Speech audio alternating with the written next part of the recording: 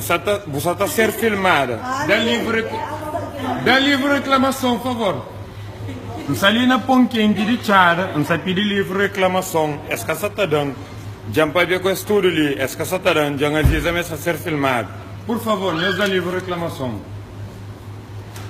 Dá livre, por favor, não quer livre de reclamação.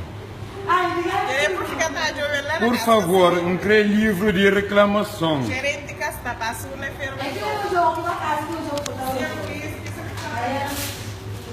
Por favor, não quer livre de reclamação, por favor.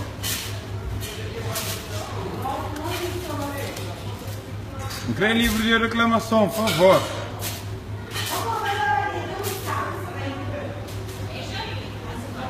Por favor, livre de reclamação. Não quer livre de reclamação. Eu, minha cliente, não tem por direito livre de reclamação. Não quer livre de reclamação. Nós casarão. Amor, quer livre de reclamação. Para nós dar. Para dar livre de reclamação.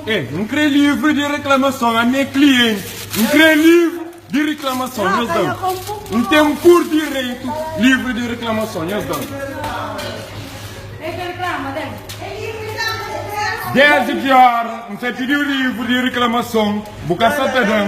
Você da Xuxa comigo. Que ele sabe direto para a rede social.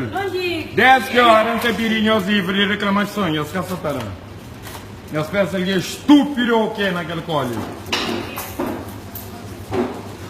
Livre de reclamação. 10 que a hora me pediu, eu só fica até ignorante, a Xuxa comigo. E ainda nós temos livro ali, direto. Livre de reclamação, por favor. Não, esta Daniela que está Xuxa comigo. A minha cliente que está Xuxa com ele. Não se paga naquele colo. Cadê livre de reclamação? Nós estamos estupidez que ignora o cliente, mas nós temos livre. Tá bom? Nós estamos estupidez. Ainda pedir livre de reclamação. Quem tem direito, nós estamos para gastar para a minha segunda-feira. Nós estamos estupidez. Nós achamos ali de bem brincar com isso. Amor, não reclama tratamento de merda que estão ali. E nesta aqui que está ignorando. Nós estamos a brincadeira. Para morrer que me pediu livre de reclamação, caramba. Vamos que está falando uma segunda-feira se você tem ali. Eu penso que cliente deixa chegar aqui ali. Ah, mas senhor estará. A mim ninguém que tem ignorando ali. Meu cliente não está pago. Calma, eu vou ensinar a pôr na rede social. Gosto de linda, pedir livre de reclamação. Esta provavelmente uma segunda-feira para esse que tem, esse coelho.